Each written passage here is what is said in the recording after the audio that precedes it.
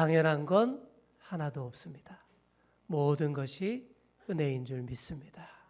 이 마음으로 오늘 우리에게 주시는 말씀 큰 은혜로 받으시기를 축원합니다. 저는 학교 다닐 때에 수학을 너무 못했습니다.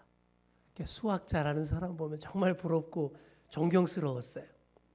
제가 얼마나 수학을 못했으면, 해도 안 됐으면 고등학교 1학년 5월 달에 수학을 포기했습니다. 너무 일찍 포기했죠. 수포맨이라 그랬습니다. 수학을 포기한 사람. 당시 수포맨은 대포맨이라 그랬어요. 대학을 포기해야 되는 사람이라고. 그랬는데도 과감하게 그랬습니다. 그 때문에 제가 더 좋은 대학은 못 갔지만 그래도 후회하지 않아요. 그건 어쩔 수 없는 거예요. 저에게 수학은 아무리 해도 안 되는 영역이었기 때문입니다. 우리 애들도 저를 닮아서 그런지 수학을 못해요. 안타깝더라고요. 우리 애들이 어릴 때에 제 아내가 이 산수를 가르치는데 막 복장이 터져 하더라고요. 이 손가락 개수를 넘어가는 덧셈을 못하는 걸 보면서 가슴이 터지는데 제가 그걸 보면서 어쩌겠습니까? 다 제 탓인 겁니다. 그렇게 생각했던 적이 있어요. 하지만 그렇다고 수학을 포기했다고 인생을 포기하는 거 아닙니다. 제가 수학 슈퍼맨이지만 아주 행복하게 잘 살고 있어요. 수학 못해도 얼마든지 잘 살 수 있습니다. 수학은 사칙 연산만 잘하면 되는 거예요. 사칙 연산 뭔지 아시죠? 덧셈, 뺄셈, 곱셈, 나눗셈. 이 정도는 다 할 수 있잖아요. 설령 못 하시더라도 계산기 두드리면 다 됩니다. 하나도 어려운 거 없어요. 그리고 우리는 이 사칙 연산을 영적으로 잘 풀어야 합니다. 우리의 삶과 신앙생활에서 더하고 빼고 곱하고 나눌 일이 참 많습니다. 오늘 본문이 보면 그런 얘기예요. 그래서 오늘 설교 제목도 뭡니까? 더하고 나누고. 그러니까 오늘 본문을 통해서 덧셈과 나눗셈을 집중적으로 볼 생각인데 그렇다고 뺄셈과 곱셈이 안 나오는 것도 아닙니다.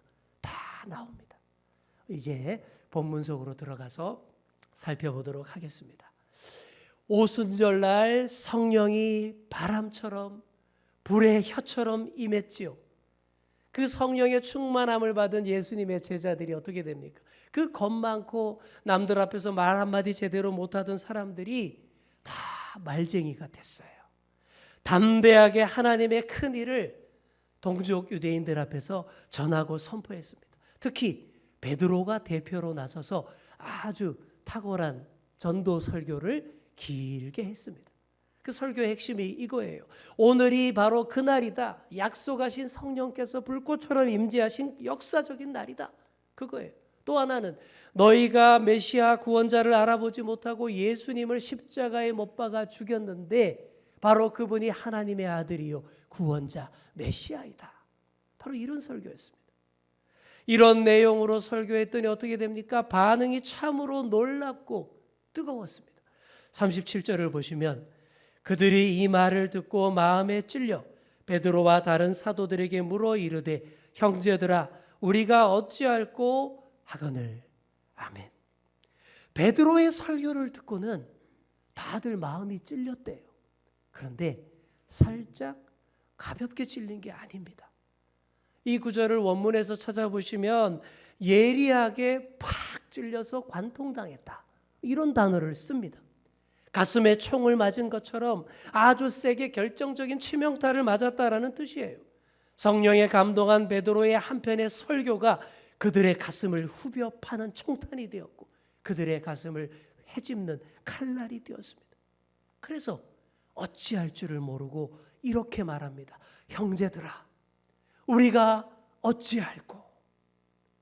별로 좋아하지도 이렇게 친하지도 않았던 사도들을 향해서 형제들아라고 부르면서 우리가 지금 엄청난 예리한 찔림을 받았는데 이 찔림을 어떻게 해야 해결할 수 있겠습니까? 제발 가르쳐 주십시오. 그러는 거예요. 자신들의 영혼과 삶의 길을 놓고 처절하게 묻는 질문이 우리가 어찌할꼬입니다. 자, 우리 옆에 계신 분들께 한번 진지하게 한번 이렇게 말해 보시기 바랍니다. 우리가 어찌할꼬. 네, 진심 어린 이 말, 형제들아 우리가 어찌할꼬, 이 말이 나오기 시작했다라는 것은 벌써 다 됐다라는 얘기예요. 잘 됐다라는 얘기예요.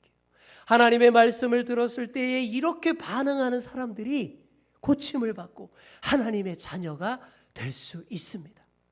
이 자리에 계신 분들은 모두 하나님의 말씀을 듣고서 한 번쯤 가슴 찔림을 깊이 경험해 보셨을 거예요. 그러니까 이 자리에 나와 계신 겁니다. 이게 신앙의 과정이에요. 그런데 이게 안 되는 사람들이 간혹 있습니다. 하나도 안 찔리는 사람. 뭔 말을 해도 하나도 안 찔려요. 죽어라 끝까지 내가 왜? 하는 분들이 있습니다. 좀 찔려서 내가 어찌할꼬, 이래야 일이 해결되는데 그래서 뭐 어쩌라고 뭐 이렇게 나오는 사람, 방탄조끼를 입고 있는지 얼굴에 철판을 깔았는지 전혀 안 찔려요. 혹시 내가 좀 그런 경향이 있으시다라고 생각하시는 분 계실 겁니다. 한번 손 좀 들어보세요. 제가 이러지는 않겠습니다. 마음속으로 한번 손을 한번 꼭 들어보시기 바랍니다. 그리고 무장 해제를 좀 하시기 바랍니다. 그래서 제발 좀 찔림을 받아보셔야 돼요. 깊은 찔림을 받는 자는 그래서 뭐 어쩌라고 이게 아니에요. 진지하게 내가 정말 어찌할꼬, 이렇게 아주 진지하게 실존적인 질문을 바르게 할 때에 그에 따른 처방전을 받을 수 있습니다. 이 진지한 질문에 베드로가 즉시로 처방전을 써줍니다. 그게 38절이에요. 베드로가 이르되 너희가 회개하여 각각 예수 그리스도의 이름으로 세례를 받고 죄사함을 받으라. 그리하면 성령의 선물을 받으리니. 여기 보시면요, 제일 먼저 뭐가 나옵니까? 회개하라. 회개하라가 나와요. 회개라는 말을 헬라어로 이 신약 성경에서 메타노에오라고 쓰고 있습니다. 이 메타노에오라는 말의 원뜻은 돌이킨다, 유턴한다라는 거예요. 그러니까 방향을 완전히 정반대로 바꾼다, 이런 뜻이에요. 그리고 한자로 회개를 어떻게 쓰냐 하면요, 뉘우칠 회자에 고칠 개자를 씁니다. 뉘우치고 고치는 것. 고칠 개자까지 가야 그게 진정한 회개예요. 그렇지 않고 마음의 찔림만 받고 끝나버리면 그건 회로 끝나는 거예요. 그건 온전한 회개가 아닙니다. 그렇게 해서는 전혀 삶이 달라지지 않습니다. 그러지 말고 내가 왜 찔림을 받았는지를 생각할 줄 알아야 돼요. 왜 찔림 받을까요? 내 안에 빼내야 할 것들이 많기 때문에 자꾸 거기에 걸려서 그래서 찔림을 받는 거예요. 그것들 다 빼내야 합니다. 여기서 위대한 뺄셈이 나옵니다. 내 안에 잘못된 자아, 잘못된 가치관, 죄악과 불의, 이런 거 다 빼내야 합니다. 빼기를 잘해야 돼요. 그리고 하나님과 상관없이 마구 달려가던 내 운전 방향을 완전히 유턴해서 하나님이 원하시는 그 방향으로 제대로 달려가는 것, 이게 회개인 거예요. 이처럼 빼기를 잘하셔야 새롭게 좋은 것들로 더하기를 할 수가 있습니다. 어떤 더하기입니까?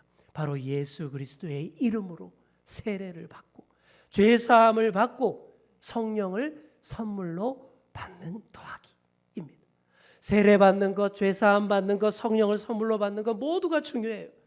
그리고 이 경험을 순차적으로 차근차근 경험할 수도 있지만 어떤 분은 또 한 방에 일사천리로 그냥 다 경험하는 분도 있습니다. 사람마다 달라요.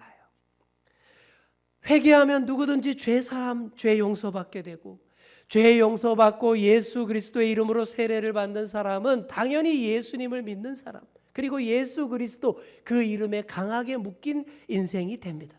그러면 하나님의 거룩한 성령을 선물로 받게 되는 거예요. 여러분, 이보다 더 좋은 더하기가 또 어디 있겠습니까? 뺄 것 확실하게 다 빼고 나면 이렇게 하나님의 것들로 다 더해지는 거예요. 참으로 위대한 덧셈입니다. 하나님의 처방전대로 다 하시면 유대인이든 이방인이든 가까운 데 사람이든 먼 데 사람이든 차별 없이 다 구원받게 되고 하나님의 자녀가 됩니다. 이것이 구원의 보편성이에요. 누구나 하나님의 백성이 되고 더해지는 삶을 살 수 있습니다. 자, 우리 좌우에 계신 분께 이렇게 말해 주겠습니다. 뺄 것 다 빼고 더하여 집시다. 아멘. 예, 졸음도 싹 빼진 줄 믿습니다. 예, 그날 수많은 사람들이 이 알려준 처방대로 다 했어요. 41절을 보시면요, 그날 베드로의 이 한편의 설교를 듣고 믿고 세례받은 성도의 숫자가 몇 명이죠? 3,000명이나 되었습니다. 믿는 자의 숫자가 순식간에 확 더해졌어요. 저도 좀 제발 이런 경험을 진짜로 해봤으면 좋겠습니다. 한번 설교 제대로 팍 했더니 이날의 주연교회 성도의 숫자가 3,000이나 더하더라. 이러면 얼마나 좋을까요? 그날부터 예배를 10부 예배까지 드려야 됩니다. 그래도 저는 신날 것 같아요. 좀 그랬으면 좋겠습니다. 교회의 첫 시작이 그랬습니다. 이때의 교회를 초대교회라고 부르는데 아주 강력하고 힘차게 출발했어요. 120명으로 시작했는데 플러스 3,000이 확 됐습니다. 전무후무한 더하기의 역사인데 이게 어떻게 가능합니까? 하나님이 팍팍 밀어주셨기 때문에 가능한 거예요. 인류 역사에서 공식적으로 처음 교회가 출범하는 거잖아요. 그러니 우리 하나님도 여기에 심혈을 기울이십니다. 정말 여기에 진심인 거예요. 어느 때보다 더 강한 성령의 능력으로 이 나의 야심작 이 교회를 내가 세워야지 하는 그 마음으로 하나님이 팍팍 밀어주셨습니다. 그러니 놀랍고 신기한 일들이 수없이 일어나는 거예요. 사도행전 계속 읽어보시면 그런 역사들이 많습니다. 사도들을 통해 수많은 기사와 표적들이 나타났고 다들 그것을 경외하며 두려워했습니다. 이건 진정한 두려움인 거죠. 영적 파워가 있었어요. 초대교회가 그렇게 권위가 있게 출발을 했습니다. 42절을 보시면 초대교회가 힘쓴 4가지가 나옵니다. 우리 42절 함께 읽겠습니다. 시작. 그들이 사도의 가르침을 받아 서로 교제하고 떡을 떼며 오로지 기도하기를 힘쓰니라. 아멘. 우리 한번 따라해 보겠습니다. 가르침, 교제, 떡을 땜, 기도. 이 4가지가 교회에서 반드시 있어야 할 중요한 일들이에요. 자, 먼저 교회는 가르침을 받는 곳입니다. 이게 첫째예요. 하나님의 말씀을 제대로 듣고 바로 배우는 것, 이게 첫째입니다. 하나님 말씀을 잘 가르치지 않는 교회, 그리고 잘못 가르치면 엉뚱한 방향으로 가게 되고 그러면 그런 교회는 오래 갈 수가 없는 거예요. 근데 초대교회는 정말 하나님의 말씀을 우선으로 했습니다. 우리 주연교회도 그런 교회가 되도록 힘쓰고 있습니다. 여러분도 하나님 말씀을 더 열심히 배우는 일에 적극 동참하시는 여러분 되시기 바랍니다. 자, 둘째로 교회는 교제하는 곳입니다. 성도의 교제를 헬라어로 코이노니아라고 합니다. 저기 벽에 딱 붙어 있잖아요. 친교, 코이노니아. 교회 안에서 영적으로 어울리고 사귀는 일이 얼마나 신나고 즐거운지 입이 해 벌어지고 그럼 어떻게 될까요? 코와 이가 딱 달라붙어서 함께 논인다라고 해서 코이노니아, 그렇게 이해하시면 되겠습니다. 다들 이렇게 너무 좋아서 입이 해 벌어지고 코와 입이 싹 이빨이 가까워져야 돼. 그게 코이노니아. 성도의 교제는 세상의 친목 활동과 많이 다릅니다. 사익을 추구하는 그런 친교가 아니에요. 믿음 안에서 영적으로 사귀는 자리입니다. 하나님의 말씀을 나누고 서로의 부족함을 채워주고 거룩하게 사귀는 것, 그게 성도의 교제, 코이노니아입니다. 이 코이노니아가 우리 교회 안에서도 풍성하게 또 즐겁게 이어지기를 소망합니다. 자, 셋째로 교회는 떡을 떼는 곳입니다. 이 떡을 뗀다라는 표현은요, 유대인들이 주식으로 먹었던 그 넓적한 그 빵, 거기서 그 빵을 떼서 나누어 먹는 모습에서 나온 표현인데 참으로 좋은 표현입니다. 이 떡을 뗀다라는 말을 우리 한국인들에게 맞게 바꾼다면 이렇게 표현할 수 있어요. 한솥밥을 먹는다. 우리 밥문화인 우리에게는 이게 맞는 거예요. 한솥밥에서 이렇게 다 나눠 먹지 않습니까? 함께 먹고 마시는 것이 진짜 중요해요. 함께 먹고 마시는 것이 마음을 하나로 모으고 또 친해지는 최고의 방법입니다. 그래서 우리 교회도 주일마다 맛있는 점심밥을 잘 정성껏 준비해서 한자리에서 다 같이 먹는 이 식탁 공동체를 계속 이어가지 않습니까? 오늘이 무슨 날이죠? 정월 대보름입니다. 그래서 또 대보름 음식을 또 며칠 동안 정성껏 준비해서 오늘 또 대접한다고 해요. 함께 떡을 떼고 한솥밥 먹기 위해서 정성 들여 준비하신 손길들 참으로 감사합니다. 오늘 다 맛있게 드시고 가시기 바랍니다. 코로나 초기에 다른 여러 교회들에서 코로나 환자들이 많이 나왔죠. 그래서 교회가 욕을 많이 먹었는데, 그랬던 이유 중에, 물론 조심 안 한 건 잘못한 거지만 그랬던 이유 중에 이런 게 있어요. 교회가 함께 모여서 떡을 떼며 나누어 먹는 이 중요한 일을 도대체 포기할 수가 없어서 그랬던 교회들도 있습니다. 이제는 많이 괜찮아졌으니 여러분 모두 안심하시고 공동 식사 자리에 다 함께 하셔서 함께 떡을 떼는 교회 만들어 가시기를 바랍니다. 거룩한 성찬 예식도 먹는 예식이에요. 떡과 포도주를 가져와서 떡을 떼고 나누어 주고 포도주를 나누어 주면서 예수님 안에서 우리가 한 가족, 한 형제 자매임을 확인하는 성스러운 의식 아닙니까?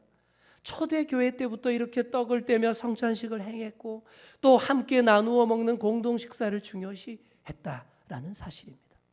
마지막으로 교회는 기도하는 것이에요. 기도가 뭡니까? 하나님의 뜻을 묻고 응답을 듣는 영적인 대화가 기도입니다. 그냥 내 말만 주구장창 하는 게 그게 기도가 아니에요. 하나님의 뜻대로 살기 위해서, 하나님 뜻대로 살려면 하나님 뜻을 물어야 되잖아요. 그래서 묻는 것이 기도이고 또 기도의 응답, 이게 하나님의 뜻이니라, 이걸 듣는 것이 기도예요. 이게 다 있어야 됩니다. 근데 그러지 않고 그냥 막무가내로 무조건 뭐 해달라고 내놓으라고 주소서만 하고 때만 쓰는 기도, 이 온전한 기도가 아닙니다. 초대교회는 바르게 기도하며 하나님의 뜻을 묻고 따랐습니다. 우리 주연교회도 이렇게 묻고 응답을 듣고 기도하는 교회 되기를 소망합니다. 자, 이렇게 교회가 힘있게 출발할 때부터 하나님 말씀이 첫째였고 성도의 교제 코이노니아를 활발히 했고 함께 떡을 떼며 함께 기도했습니다. 이런 교회의 모습을 보다 상세히 보여주는 장면이 44절 이하에 계속되고 있습니다. 44절 이하의 내용을 요약하자면 이거예요. 마음을 같이하여 잘 나누는 교회, 그래서 날마다 더해지는 교회. 우리 한번 따라해 보겠습니다. 잘 나누는 교회, 더해지는 교회, 이거예요. 여기서 덧셈과 나눗셈이 폭발적으로 막 나오는 거예요. 특히 훌륭한 나누기가 펼쳐집니다. 믿는 사람이 다 함께 있어 모든 물건을 서로 통용했답니다. 이거부터 보통 일이 아니잖아요. 분명히 네 거 내 거가 있을 텐데 그거 없이 통용했다. 보통 일이 아니에요. 게다가 45절을 보시면 또 재산과 소유를 팔아 각 사람의 필요를 따라 나눠주며, 이건 진짜 엄청난 일입니다. 한자로 유무상통이라고 해요. 있는 것 없는 것 서로 융통해서 함께 사용한다라는 그런 뜻입니다. 공산당들이 이걸 배워가지고 막 이렇게 자기들 마음대로 써먹다가 망했죠. 근데 이거는요, 공산주의식으로 억지로 빼앗아서 무리하게 나누는 그런 게 아니에요. 성령으로 충만하고 은혜 받은 사람들이 자발적으로 나누는 삶을 살았다라는 얘기입니다. 교회 안에서 모두가 내게 있는 것을 내어놓았고 또 내게 없는 것을 내가 공급받았습니다. 각 사람의 필요를 따라 나눴다라는 얘기가 그런 얘기예요. 각 사람의 필요를 따라 나눈다라는 것이 말이 쉽지, 이게 정말 어려운 거예요. 이렇게 한번 해봐요. 잘 안 됩니다. 분명히 기준이 없다느니 공평하지 않다느니 이런 불평의 소리, 소란을 겪기 쉬워요. 하지만 기도하는 공동체, 마음을 같이하여 나누는 공동체에서는 다 됩니다. 어떻게 나눠도 문제가 안 돼요. 모두가 내게 있는 것을 내어주고 내게 없는 것을 공급받아서 감사하고 풍성한 삶 살 수 있게 됩니다. 이게 왜 가능할까요? 단순한 소유와 재산의 나눔이 아니기 때문이에요. 이거는 마음을 나누고 사랑을 나누는 일이기 때문입니다. 이야말로 위대한 나눗셈입니다. 이 가운데서 많은 어려운 사람들이 구제를 받았을 것이고, 또 이 가운데서 좀 넉넉하신 분들이 내어주고 또 나누고 섬기는 그런 기쁨을 만끽했을 겁니다. 아주 훌륭한 사회 복지 사업이에요. 이런 복지 정책 이런 것들이 사실 다 교회에서 체계적으로 구제 사업 이런 거 다 교회에서 시작된 겁니다. 우리 교회가 이랬으면 좋겠어요. 함께 떡을 떼어 즐겁게 음식을 나누어 먹고 각 사람의 필요를 따라 나누는 교회. 이렇게 아름답고 위대한 나눗셈을 잘 실천하는 우리 교회 되기를 소망합니다. 자, 이처럼 초대교회는 이전에 없던 새로운 공동체를 형성했어요. 아무도 그렇게 못하던 모임, 아무도 그렇게 못하던 일들을 다 해냈습니다. 그걸 보는 세상이 진심으로 깜짝 놀랍니다. 경이로워합니다. 그 매력에 푹 빠졌습니다. 그 결과 어떻게 됩니까? 우리 47절 말씀 함께 읽겠습니다. 하나님을 찬미하며 또 온 백성에게 칭송을 받으니 주께서 구원받는 사람을 아멘. 여러분, 이것이 이상적인 교회의 모습이에요. 여기 보시면 좋은 소리들이 넘쳐나고 있습니다. 어떤 소리들입니까? 첫째, 하나님을 찬양하는 소리. 둘째, 세상 사람들이 교회를 칭찬하는 소리. 셋째, 구원받는 사람이 날마다 더하여지는 소리입니다. 이런 소리로 가득한 교회가 돼야 돼요. 저는 이 중에서 특히 강조하고 싶은 것이 이거예요. 세상에 칭송을 많이 듣는 교회. 이게 돼야 됩니다. 울타리를 딱 쳐놓고 그 안에 딱 들어앉아서 우리끼리만 아유 잘한다 잘한다 칭찬하는 것 뭐 나쁘지 않죠. 하지만 그것만으로 되는 게 아닙니다.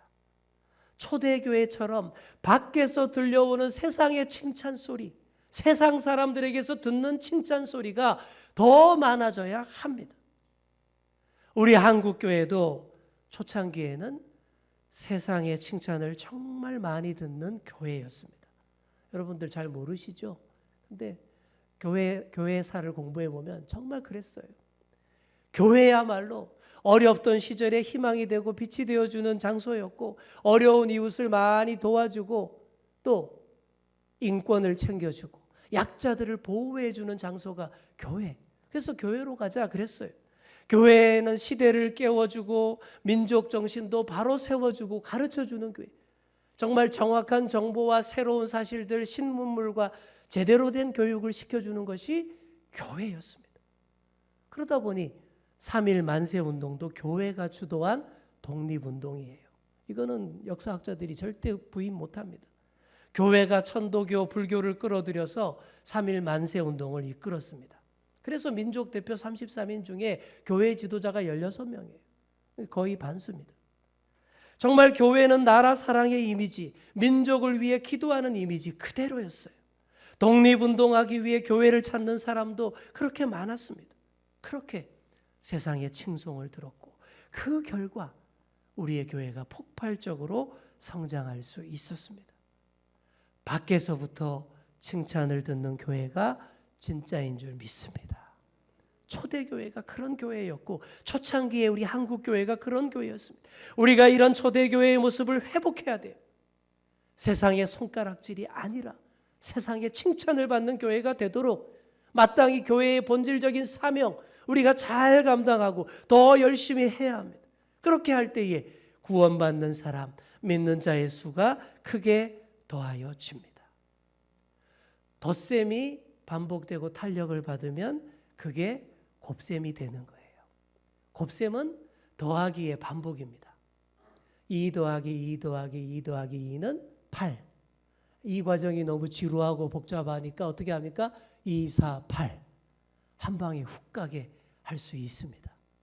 우리 하나님이 팍팍 밀어주시면 그게 되는 거예요. 더해지고 더해지다 못해서 곱하기로 한 번에 3,000명씩 믿게 되는 역사가 일어나게 되는 것입니다. 정말 위대한 곱셈 아닙니까? 덧셈이 곱셈까지 탄력을 받으면 어떻게 될까요?